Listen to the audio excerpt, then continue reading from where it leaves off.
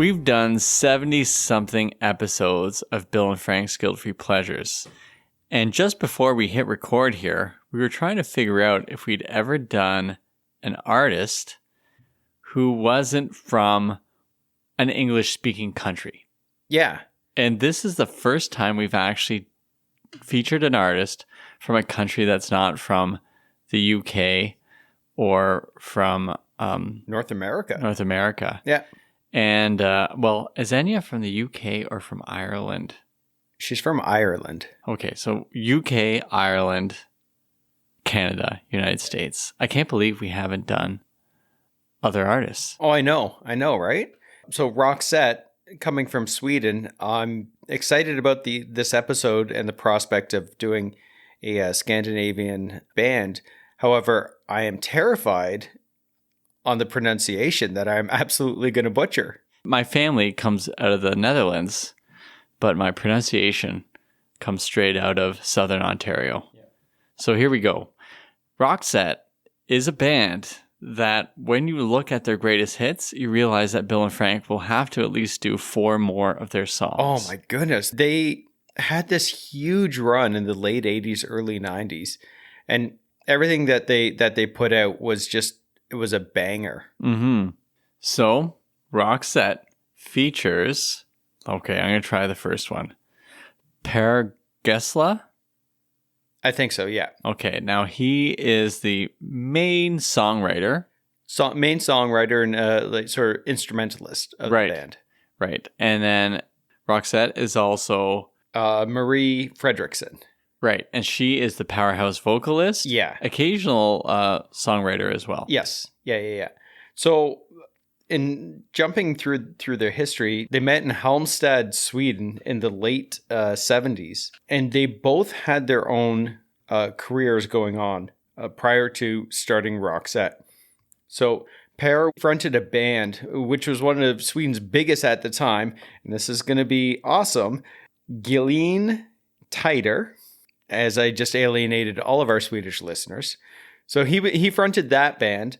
And Marie Fredriksson, she was with a less successful band called Strool and Mama's Barn, which translates to Mama's Children. Okay. And apparently, according to Per, he was on the way down and she was on the way up. Yep. So he was able to convince her to do some songs with him. Yep. And this is how Roxette is born. Yeah, I read somewhere that a rep at EMI actually put them together by the name of Rolf Nygren. And he said, I remember that Parr had written a damn good song and thought that Parr and Marie would fit in, as Parr writes great music and Marie can sing the phone book and get it to sound good. Of course, I'm a bit proud of the idea of putting Roxette together. Fair enough. I mean, Roxette, by the time they came to us, I think it must have been their maybe third album. I think it was their second album. Second album. Okay. Yep. And that album was huge, for at least for our part of our lives. We were pretty young when it came out. So I think it was 88, 89. 88, yeah. Yeah, so we're still in grade 5 or 6. Yeah, and that was Look Sharp, and that had Listen to Your Heart and The Look on it. And Dress for Success, personal favorite of mine. Oh, that's right. Yes. But then this song comes out, which we're featuring today. Yeah.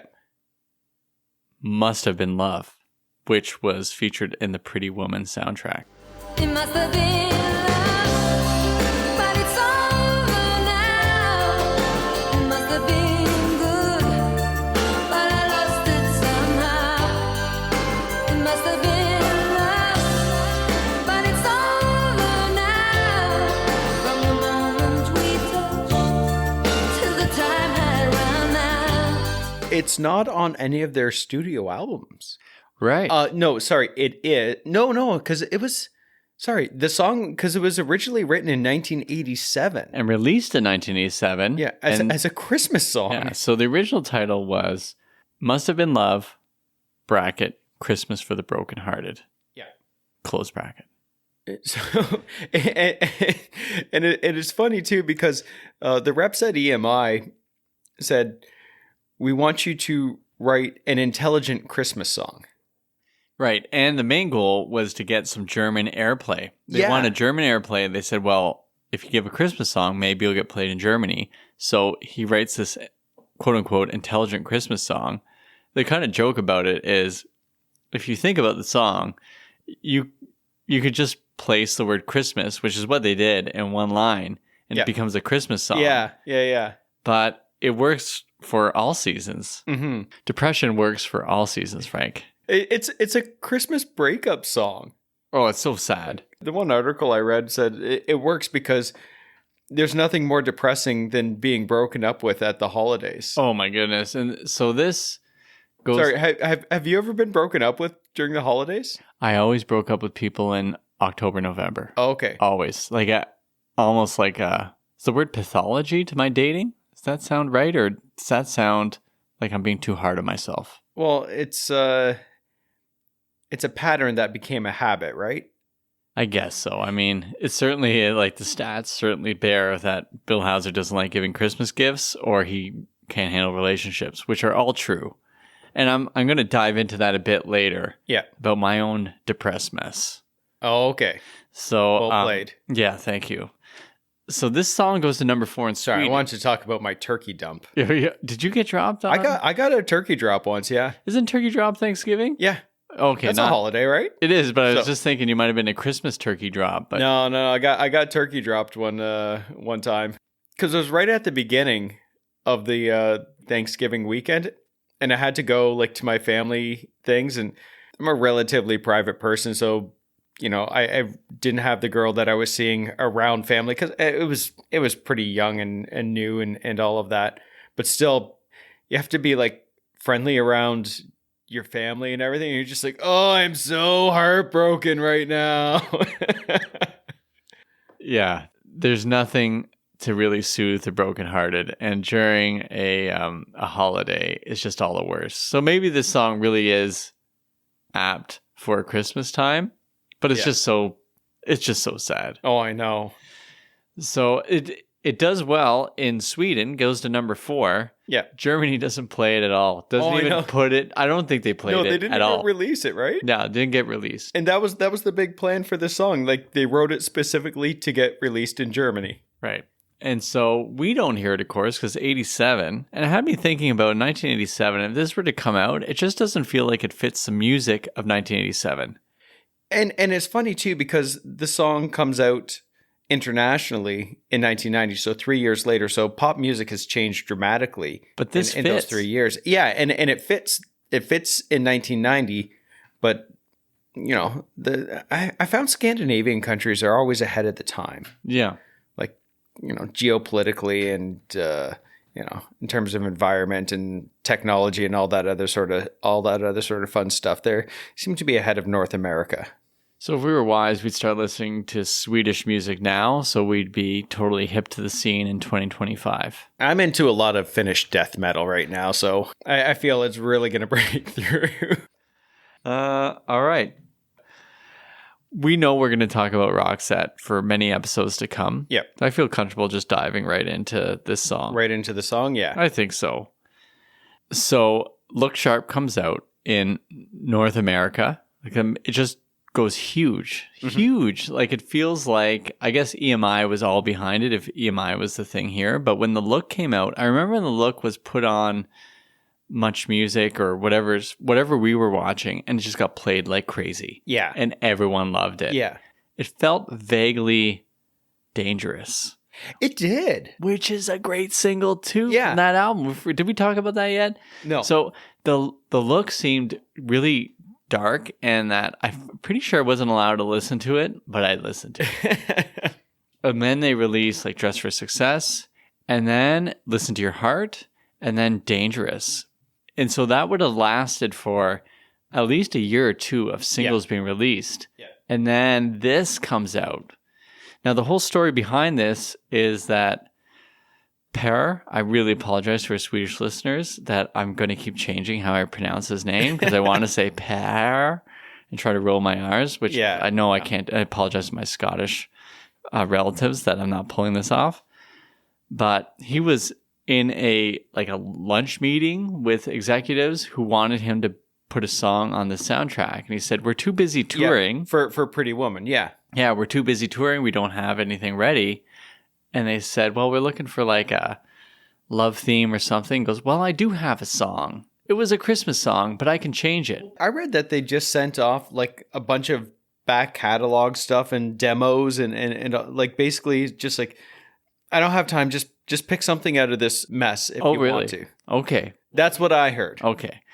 Well, what I heard from the documentary on the making of the song was that he chose this song specifically. Yeah. Okay, so you're telling me that the internet lied to me. Yeah, I think you followed the bad rabbit hole. Maybe a snake pit. Well, this is the last time I do my research on 4chan. So, I mean, when you listen to the song and the original, if you want to even call it the original, yeah, it's the same. It's so similar. Exactly the same. Where I have to give credit to Marie for giving the nearly identical vocal 3 years later, because she had to change the word Christmas to winter. I thought that they just kept everything and they just changed that one word in. Wow, that's a great editing job then. Did you do the editing? Because you do a great job on this podcast. Now we're talking. Yeah. And it's a whole Christmas day, a dream away. It must have been love, but it's over now. So it sounds so identical. They claim they took out like bells from the beginning, but the bells are barely noticeable. Oh, yeah. They could have kept them and it wouldn't have made a difference to the song. It's about 15 seconds shorter, and there's slight variations in production. I mean, so the version on Pretty Woman is the better version, no question. Yeah. And when it was put out, they didn't really think much about it. And Gary Marshall, who directed Pretty Woman, actually called Pear. Yeah, I know. I'm sorry. Sorry. Car. Called him up and said, hey, we're going to feature this in the movie, and we're actually not going to have it in the background, but at the forefront of the whatever we're doing, so that you'll just hear the song. And apparently, Pear was like, oh, this stinks. They only put like one of the verses in. They didn't put the whole song. Yeah, they played like a minute of it, and he was a little just like, I thought they were going to, make the whole movie around this song. Yeah. I mean, I've never seen the movie. You have. Yes. This is when they kind of break up? Yeah, so it's after there's a lot of drama that goes on, and does it involve George Costanza? That's part of it, yeah. Okay, all right. And then Julia Roberts is leaving Beverly Hills and back to her apartment in LA, and they're broken up because they found something, and then it just must have been love, but it's over now. Right. Okay. I want to ask you all about the plot of the movie, but we have already gone through this in a previous episode. Yeah, and also, if you want to know the plot of Pretty Woman, listen to our Go West episode, King of Wishful Thinking. Yeah. And you'd think I would have watched the movie as research for this. I just didn't. So, sorry. But that'll come up later, I think, in one of our categories. All right, song proper. It opens with such a recognizable drum machine beat of that time. And I say of the time, even though it was 87, but there's that sound. And as soon as you hear the drum beat, there's a lot of songs that do this. Yes. But it immediately brings these feelings of sort of heartache as well. Like we were well poised at the tender age of 14 or 15 to take this all in. Yeah. Well, I guess 13. Actually. 13, yeah. Okay, even worse. Yeah. I didn't even know what love was, but I already realized it was over. I knew the end of love before I even knew what love was. Yeah. Oh, man.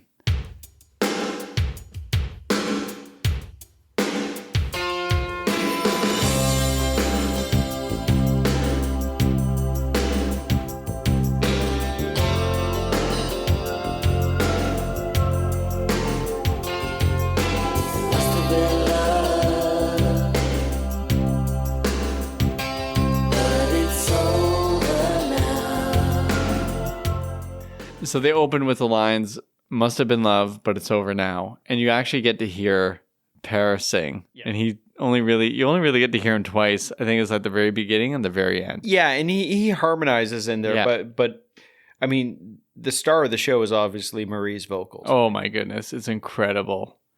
And so coming into that first verse, Mhm. lyrics are great. I mean, and this is written by, and sometimes I get judgy, which is totally unfair because I'm not a good songwriter at all. Yeah. The real songwriter, of course, is the other half of our duo here. But when people are writing a song and their first language isn't English, and it can make really fascinating songs. Yeah. Sometimes it can go bad, but sometimes it goes even better because they're able to sort of play with words in really unique ways. And I find that they're being a little more earnest in their meaning. The one article I read though said you could tell this was written by someone whose first language isn't English because it almost borderlines on nonsensical at times. I'm just like, you know what? I read through the lyrics. I think they're beautiful too. Totally. And you know what? It's Sweden. Let's be honest. Sweden, they speak multiple languages. Oh yeah. And Yeah. the Swedish is really tough too. Well, Scandinavian languages are really difficult. So I can't say enough about countries that speak a super difficult language. Then they learn English. They'll learn another language too, where we're barely able to we're pass in in French. North America, like we don't talk good English. No. So I think he knows his English well. I just think he can play with it. And I don't find that in the song. So that opening verse, lay a whisper on my pillow, leave the winter on the ground. I wake up lonely, this air of silence in the bedroom and all around. Lay a whisper on my pillow.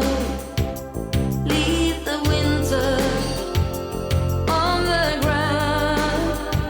I wake up lonely. There's air of silence in the bedroom and all around. Come on, are you telling me that's not That's not nonsensical? Yeah, that's not nonsensical. Like it's It's sensical. Yeah, that was a double negative. Yeah, so it's a sensical song. Yeah. I know this is going to be a downer episode and everything because it's a breakup song, but it paints that sort of solemn picture. And I think that it does a really good job of it. When she sings bedroom, you can hear the ache in her voice. Yeah. It's incredible. Mhm. Like that's just to start the song. As soon as you hear her sing bedroom, you can feel the pain of being alone on whatever day it is. I mean, in the original song it's Christmas, but in winter where you want to be warm Or you're just cold. any day. Because in Sweden it can get cold a lot too. Because it's so far north. Is it? Are you thinking Switzerland? No, Sweden's more north than Switzerland. Is it? Oh wow. Don't quote me on that. Oh, don't quote me on that. Because You're right. I've always got this wrong. Sweden is up there. Yeah. Oh wow. It is cold. Yeah. I'd love to go to Sweden. I went to Finland, which is where I got into all that Finnish death metal. Yeah. But, And you ate that rotted shark? Was that? No, that was in Finland? Iceland. Okay. Yeah. But no, the beautiful countryside. I have a real big thing for Scandinavian countries. So I like how economical this song is. I like how economical her voice is at this because Marie Fredriksson has this powerhouse voice. Like it just booms, but she's so reserved Yeah, when good she's call. singing right here. And like she doesn't over dramatize it. And like you said, you feel the ache when she says bedroom, you just like your heart breaks right there. Yeah. And then it heads into that chorus. You got the pre-chorus of Touch Me Now, I Close My Eyes and Dream Away. This song is so much about being caught up in your own head and feeling all of the loneliness and sadness. But it's also this idea of like dreaming of what was. But when you listen to it, you realize it can never be. It's so painful. Yeah.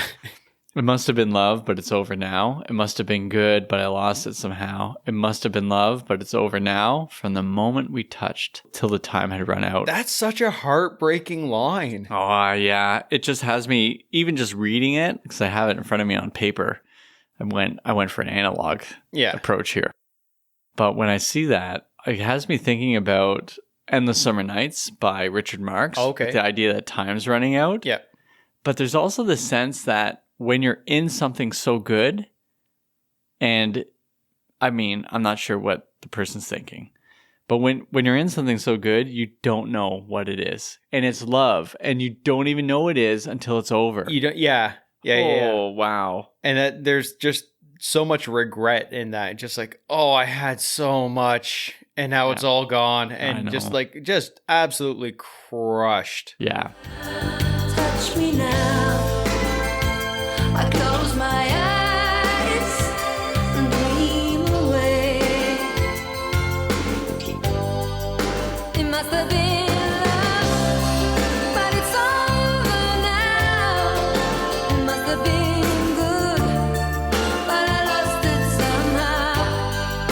It must have been love, but it's over now. From the moment we touched till the time had run out. Oh, the song speaks my language. Me too. Me too.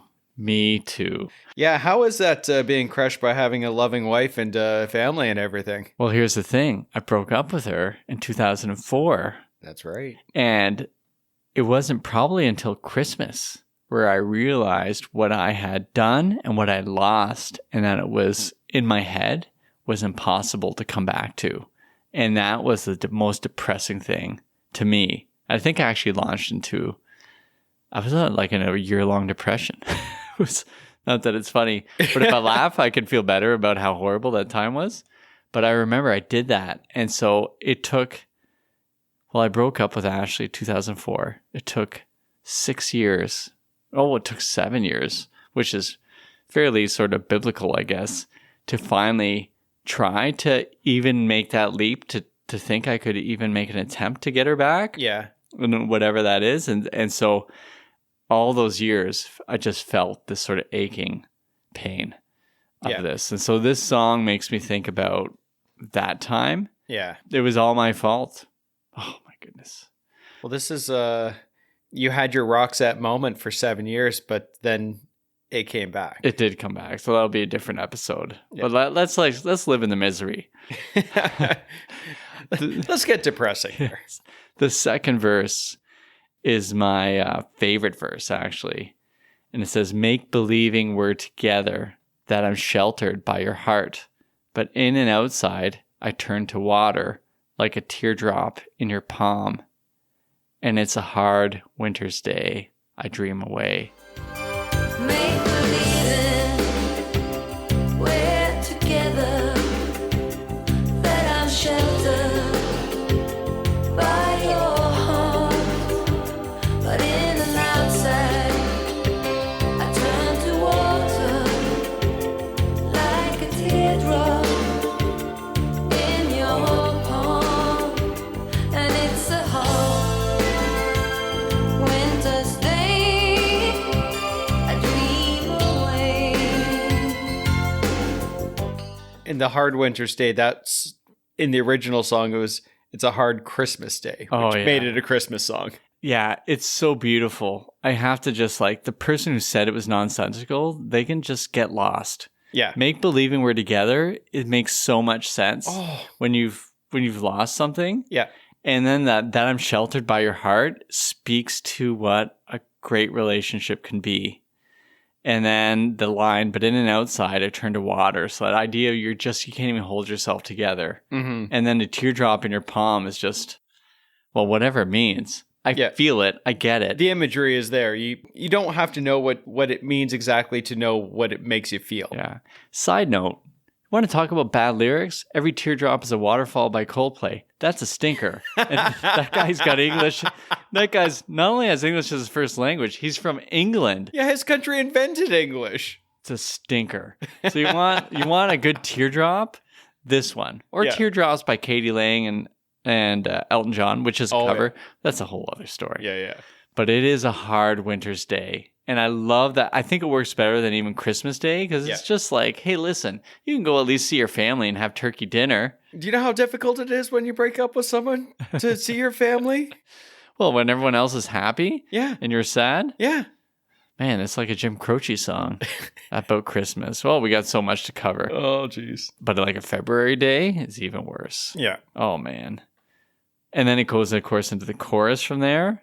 And from there, it was like, well, what was the line here? Oh, because it goes, it's just different. It's slightly different. The last two lines, and these lines I find are beautifully symbolic. Yeah. So yeah, it goes into the chorus. It must have been love, but it's over now. It's all that I wanted. Now I'm living without, which is beautiful in the sadness of it. It's all that I wanted, and now I'm living without. And there's that realization. It's just like, ugh, this is soul crushing. It must have been love, but it's over now. It's where the water flows. It's where the wind blows. And the idea that, you know, and in my mind, this is how I see it. It's like you put your love in the water, you put your love in the air, and it just takes it. That's where it's gone to. Oh, it's good. And it takes it away from you. Water flows into the ocean, and it flows to other things. Somehow it becomes fresh water. I don't know how that works. Is there like a filter? Like a Are you talking natural like filter? the whole evaporation thing? No, I mean, so you got the water. So let's say you're in Sweden. Yeah. And you send your love into the water. Yeah. It goes across the Atlantic to the St. Lawrence Seaway. Yeah. And turns into fresh water. I don't know how that works. The fresh water, it's got to happen somehow. No, because you always flow to the larger body of water. So it's flowing from the lakes into the ocean. Okay, so then the ocean, does it go down some tube at the bottom of the ocean and then goes up into Why the are we lakes? talking about desalination of water here, Bill? Why are you trying to desalinate this love? I want to desalinate love so it is drinkable again.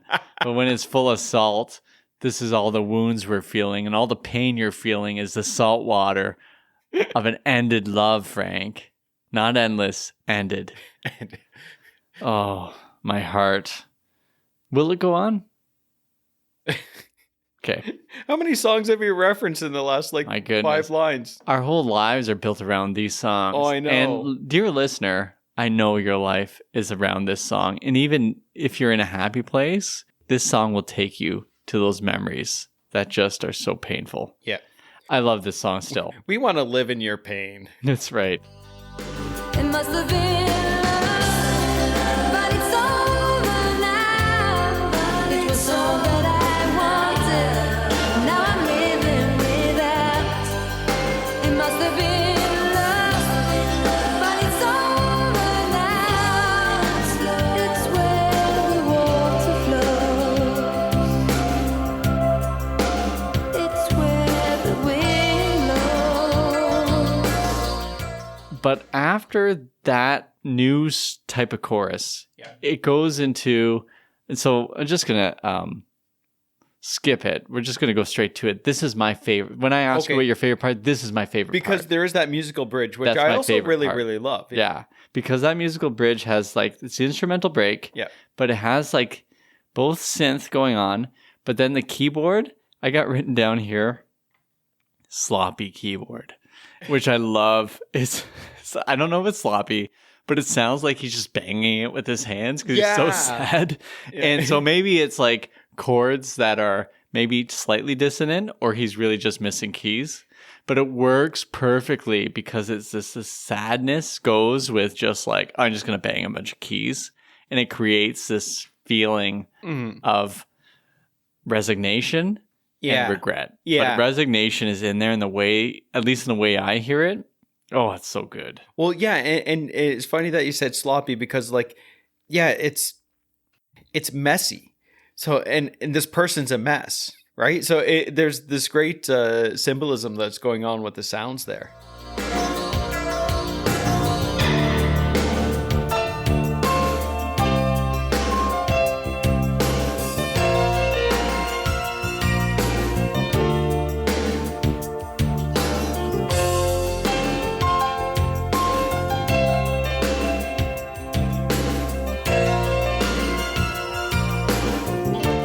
And then, Your favorite part, right? oh yeah, was there any doubt that No. this was my Not favorite at all. part?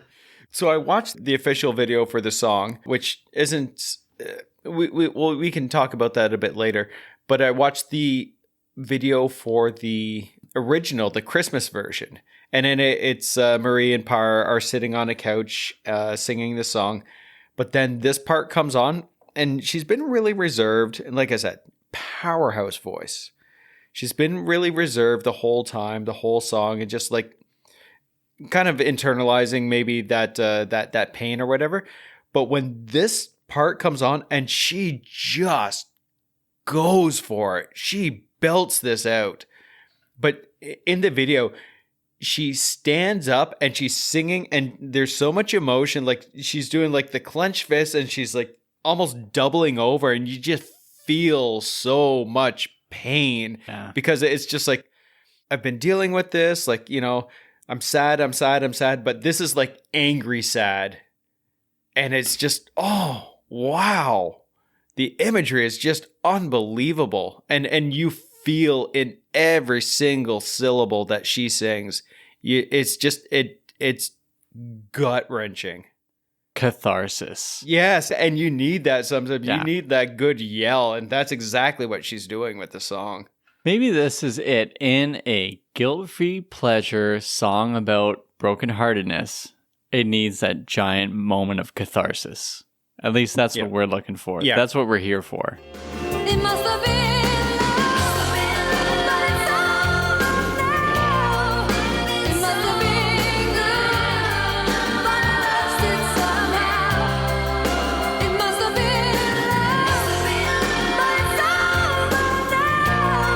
From the moment we touched till the time had run out. Yeah, there was no doubt that was my favorite part. It's so dramatic. And then it comes to that kind of ending that repeats the beginning where the lines are, no, no, no, it must have been love, but it's over now. And so that's how it begins. And you hear the both male and female vocalists going there, and you can finally hear it. But it's succinct enough. What is it, 4 minutes and a bit in this version? 4 minutes, 14 seconds. Yeah. I think the Christmas version is half a minute longer. Yeah. But this is the better one. Yeah. It's more succinct. It does the job.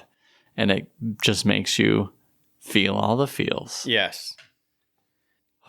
Wow. Okay. Well, I'm exhausted. I am exhausted. I was just like, I didn't think I'd go back to 2004. Yeah. Wow. It's healthy. Yeah. Well, it's good, right? Like you've lived it, you've experienced it, you came out on top, Bill. Thank you. Thank you. One of us came out. I knew that was coming. I saw that coming. All right. Okay, so the music video, there's two. There's one that was on from 1987. It was on one of their talk shows or something, or and it's just them sitting on a couch. Yeah, and that was for the Christmas version, right? So there's not a whole lot there, but again, when she stands up and sings, and it's very simple, but at the same time, that's a very, very powerful moment. Oh yeah, and then there's the Pretty Woman video. Yeah, what I liked about it was that they had the film on these like bed sheets. Yeah. And then they could yank the bed sheet away, and then suddenly the film disappeared. Yeah. Because I guess it was projecting somewhere in the distance. Yeah. That was pretty effective to me as the idea of love being taken away or something could be lost.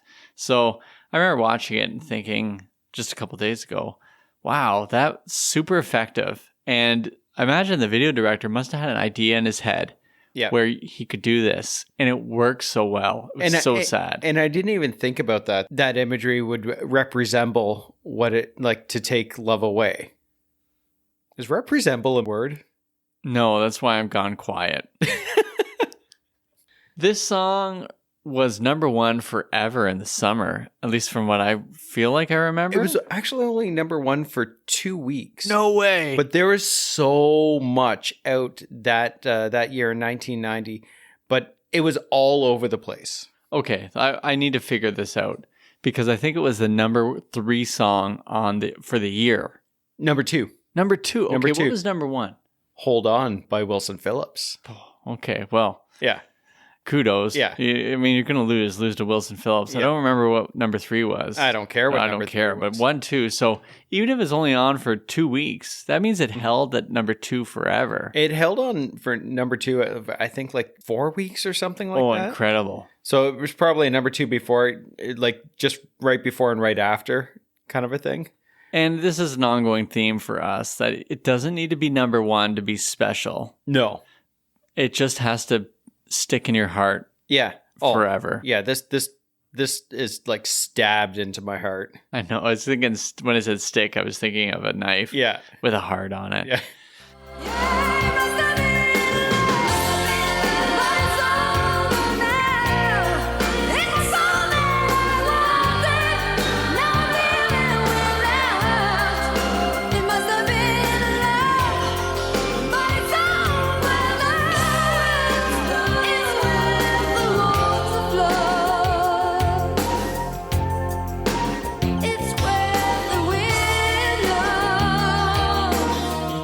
So Roxette released a couple versions of this. We Yes. have the Christmas version, the Yep. original. We have this version. There's the LA version. The LA country version. Right. That was originally put on this album where they act as though it was live because it Yep. opens with her singing with the crowd this song. Yes. And then this LA version comes on. But they re-released this with the Pretty Woman soundtrack a few years ago, and they had a like an EP or digital EP of It Must Have Been Love, all the Yep. versions. Oh, okay. And then you find the LA version on there without any background okay. of a live audience, and you realize it was just done in the studio and they created a fake live version. Oh, okay. Yeah. It must have been love, but it's over now. It must have been good, but I lost it somehow. Oh, it must have been love, but it's over now. From the moment we touched, oh, till the time had run out. So, and then there's a live version from the late 90s that was pretty good. Yeah. But they also did a Spanish version of okay. this song. Now, this one is really interesting to me because in the Spanish version, they had someone write the lyrics, but the lyrics aren't transliterated. They're okay. different. Oh, really? So I texted our good friend Jason, but he did not respond in a timely fashion. And you know, when you look on Facebook where you send someone a message, And you see if they've read it? and he read it like an hour and a half ago and didn't even bother to respond to us. So, sorry, Jason, I'm going to have to look at my Google Translate, Google Translate version. lyrics. So let me just read you some of the lyrics here in English from the Spanish. Yeah. Actually, I'll play the Spanish version here a little bit, and then I'll read you some lyrics. Es amor, no es amor, no lo sé. No sé si es amor, pero lo parece. Con él soy feliz, pero vivo sin él. No sé si es amor. Here's the Google Translate version. Is how love, but I do not know, tastes like kisses, my pillow, early morning, and he is not, lonely, in my bed. If he loves me, why do you leave? Why do you leave? Is love? It is not love. I do not know. Was that written by like a Spanish caveman or? I think Google Translate destroys all nuance. But basically, it's this, the relationship's not over. It's just like, what is this? Is this love? And when I'm without him, I feel this. So at least it's slightly happier, Yeah. I think. Because they have lines like always together, him with no one, me with him, and it escapes me. Like, all right, Yeah. I should have learned this language. I got a really great mark in first year Spanish in university. Yeah. Not so much in second year? Not so much in real life. Yeah. All right, categories? Sure. Yeah. Okay, all right. I made up a category here. Okay. And so if you didn't watch Pretty Woman, what other movies or TV shows could use this song? So if you want to think of any, I know it's tough putting people on the spot like I'm doing to you now, but if you have one, you can say it. Well, it's kind of anything that has a like a lovelorn character that's getting broken up with. Yeah. And I'm gonna embarrass myself here a little bit more so than I have in every single other episode. I really liked Ally McBeal Oh yeah. when the show was out. And part of the charm about it was she never got the guy. Didn't he die in one of the episodes? Yeah, well there's that. Spoiler alert. But she wasn't with him. He was her ex from law school and Oh. married to another character on the show. Oh. Anyways, when she ended up with a guy, like the episode is just like, okay, like not that I want to watch her in pain or anything, but like there's a quirky funness about it and always looking for love and all of that. But like a show like that where the main character is always looking for love and never quite getting, and I guess that's a lot of shows, and they have the big reveal at the end where they finally meet someone and they're together in the final season when it goes off the rails and they eventually gets canceled or whatever. But like any show like that, any show or any movie like that where there's like a tragic breakup. Yeah. Well, I got some shows here. Oh, okay. Ready? I got Brenda and Dylan, Beverly Hills 90210. Yeah, exactly. Yeah. Yeah. I also have Daniel's son and Elizabeth Shue, whatever happened between Karate Kid and Karate Kid Part 2. Yeah. Because they broke up. Yeah. I also have Jane and Michael in Melrose Place when he cheated on her. Well, that no good dirty doctor. He's no good dirty doctor. Yeah, exactly. And he just, and that was over. Yeah, I yeah. guess they did, I was just reading up, they did get remarried and then they broke up again. Oh, okay. The show. I also was thinking of Notting Hill kind of worked. Yeah. And even Jerry Maguire had some of that. Yep. Where they were going to get back together. I had a bit of a left field one here, but the Macho Man Elizabeth Hogan love triangle. But even worse, I know this is not, I don't know if this is speaking to our base at all. It wasn't even a love triangle because Hulk Hogan was never somebody who seemed to be capable of love in this sort of physical sense, that he only had buddies and friends because he was too busy fighting for America. right? Yeah. So even with Elizabeth, he was just a buddy, but Macho Man was jealous of him. But Elizabeth and Hulk Hogan could never be a thing because Hogan would always be just fighting for us. Yeah. And he wasn't able to settle down. Yeah. And you can hear more about this on our wrestling podcast. Yeah. I could also talk about George the Animal Steel in WrestleMania 2, but I think I've gone too far. Would you like to talk about mixtapes? Oh my goodness. I have like a 15 song mixtape here. You might as well just start. No. You go, because you might knock a couple of these off and it might whittle me down to 12. All right, so my mixtape, I tried to focus on basically the theme of the song, which is love is lost and you feel it. So I have a lot written here, but I'm going to cut things out as I think through it because some of them I've already brought up before. Yeah. So Peter Cetera, Even a Fool Can See, Oh, okay. where he recognizes it's over, or everyone else does, and he doesn't. Or he should because he's a fool. Or a fool could see it. In Peter Cetera feels like a fool. Yes. All right, future episode. You're Not Here by Ashley St. Pierre, a song about a breakup. Is that song about you? It is about me, and it's not available yet on any major Somehow streaming we're going to service. get a link to it. Yeah, well, at some point, I'm going to figure out how to do that. Every Day by Phil Collins. Oh, kill me. And then I'm just going to end it here. I had more Genesis songs. I'm like, just Okay. stop it, Bill. Stop it. Love Takes Time, Mariah Carey. Oh, good call. That Yeah. almost made it on my list. Yeah. So that one just has it. And early Mariah Carey, which Yeah. is like first Oh, yeah. album where Yeah. we're not going, Yeah. over full, the top. full diva, right? Yeah.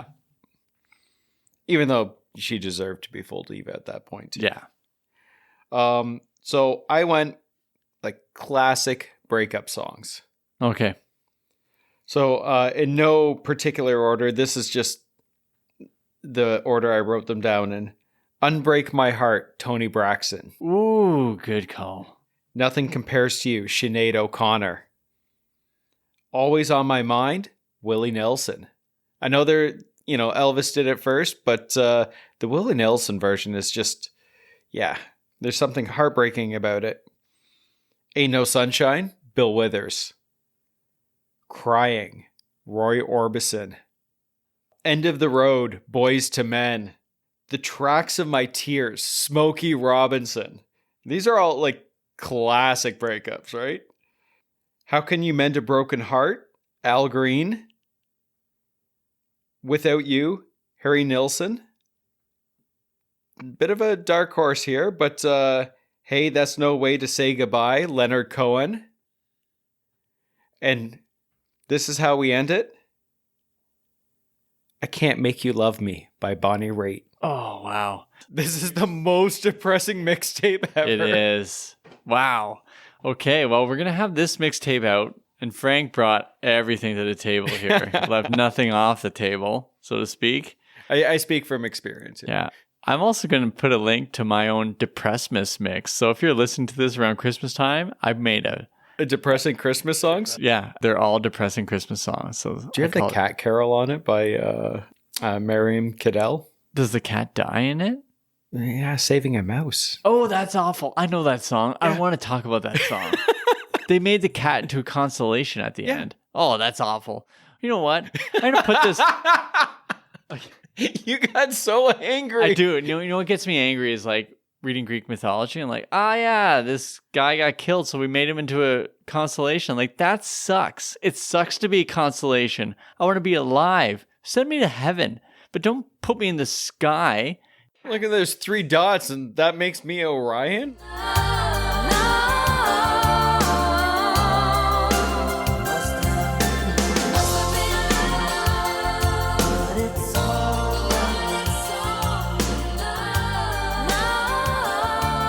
All right, classic category.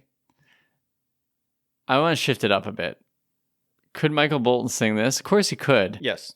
Could Michael Bolton and Celine Dion do a duet like Roxette, but with Bolton, Celine Dion? So the one article I read said that this song could not be sung by the likes of a Celine Dion, which I disagree with. Yeah, I think Celine Dion doing this with Michael Bolton incapable of allowing her just to do the vocals. I feel like he would just jump in. I think the studio would turn into a war zone. It'd be fantastic. Oh, it'd be great. Yeah. That's a reality show. Yeah. So I imagine this as a reality show between Michael Bolton and Celine Dion. Yeah. A category you brought up in the past. What's that? What part are you going to sing out loud while you're driving? Well, it's definitely the chorus. Yep. But it's the dramatic chorus. Right. Because like when I'm singing this, the windows are down and I'm top of my lungs and my voice is cracking and it just sounds terrible, but it sounds beautiful. See, I'm going to do like the opposite. I could see myself singing verses, especially the second verse, and then I could see myself singing the background parts. Oh, okay. Along with it. So I feel like I have moved into the background singer mode, knowing I won't hit those vocals like she does. Oh, yeah. So I'm just going to go for It Must Have Been Love. And then she sings it. And then I say, It's Over Now. Yeah, okay. Yeah. That's what I think I'm going to be doing. Our friend Jade described my singing style as strong but wrong. That seems fitting.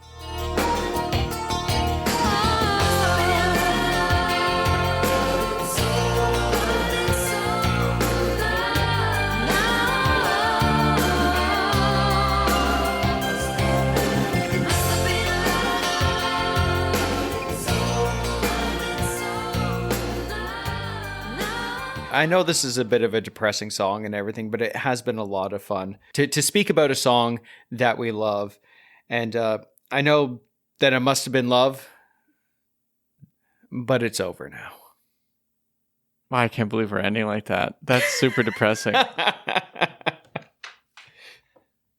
But there's always a chance that it's going to find its way back. I just couldn't handle ending on that note. Yeah. It's so sad. No, I don't blame you. Thank you for listening to Bill and Frank's Guilt-Free Pleasures.